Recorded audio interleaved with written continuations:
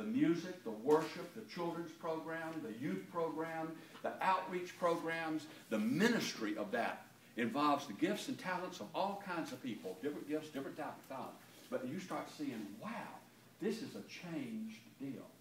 And so in a funny kind of way, it actually even comes back to you. Yeah, you let go of it, but then you go to the church, and it's so much more exciting, vibrant. You're so much more effective at doing it. So it's something that is very, very important. Now, am I saying that it doesn't hurt to tithe? No, I'm not saying that.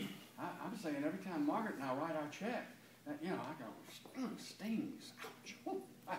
So I said, well, if you don't want to tithe, you don't tithe. I didn't say I don't want to tithe. I said, when I write the check, it stings a little bit. And that's the way it is really with basically everything I do. When I went to put my kids through college, and my girls, of course, decided they need a car. So every time that's all I'm getting. Anyway, every time I wrote those checks, it was, ouch, sting. Well, if you don't want to give them a car, don't give them. I didn't say I didn't want to give them a car. I said every time I write those checks, it stings. That's all I'm saying. When I first moved to Pawleys Island, I noticed they had 5 rivers that came together there. Then you have the egrets, the pelicans, and the marsh, and the intercoastal waterway, and you have the ocean and the lighthouse. It's just one. I determined that I needed a 17-foot center console Boston Waiter Montauk. I needed that to do ministry. The people that are out there somewhere that need to hear the gospel. So I went down, and the guy who sold those boats went to Allstate. So I went down and bought one of those boats. That was 27 years ago. Still got it. It's in my garage. I love it. But what I discovered was, even though he went to the church, he wanted to be paid. So I had to start. This is kingdom work, huh? So I had to start writing. In those days, it was $208.80 a month, and I stretched it out over 8 years. Which it's back in that chapter of my life. I can't deal with what it really costs. Just how much it costs to write is all I wanted to know. How much $208.80 a month, and I got that thing. Now every time I wrote the check, it would sting. Oh gosh, well if you don't want the boat, take it back. I didn't say I didn't want the boat. I said every time I write the check, it stings. But I'm doing what I want to do, because we do what we want to do. All I'm saying is if you were in a place where you wanted to try to climb out of your sycamore tree, what you would do is you would get on this path, and I promise you, you'll get there. And I also promise you that it will come back powerfully.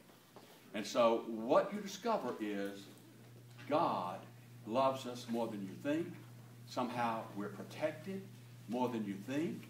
It's not that everything I ever desire I get, because if you're giving away money, there means I'm not going to do some stuff I might have done because I'm going to do this because I want to.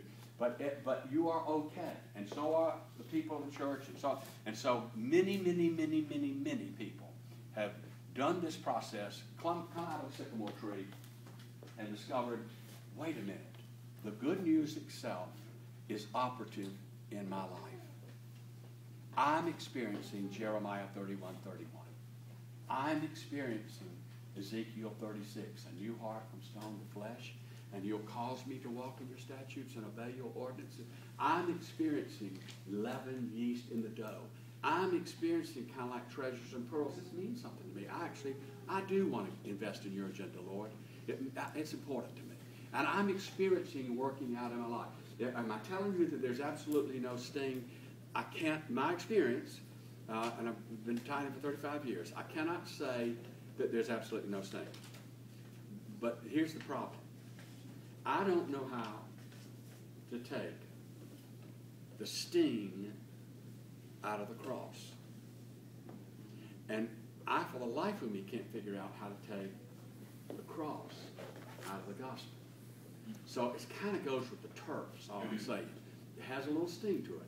But it has great joy as well, and great satisfaction to watch God move in more powerful ways, and in my own life, in the life of the churches, in the life of the mission, in the life of so many things. And my experience has been, if you met the people that have been a part of this thing, they are not belly aching and walking hangdog and beat up. They're saying, oh, it's a part of my life. It's a miracle. You can say the same thing's probably true with going to church on Sunday. There was a time in your life when you went to church, Christmas, Easter, and maybe if you're scared or sick or something like that. But then the first thing you know, you're going to church, I don't know, once a month, and then twice a month. And then you get to the point where I actually want to go to church every week. What is getting into you? I don't know. I kind of wanted it. It's a value to my life now. And, not because somebody's got a bony finger in my face. That's kind of what I do. It's important to me. It matters to me with worship and meet God on a regular basis. So here's the challenge for you, and I'm wrapping it up. The challenge is to believe that the gospel applies to you, even in the world's trickiest subject, which is stewardship. And to take this home and really let it begin to unfold. Pray about it. Take the bold steps. That's why it's like Abraham, heading out into something that, wow, this is that's like Zacchaeus, climbing out of a sycamore tree. Wow, where's this taking me? Well, that's what you do when you follow Jesus.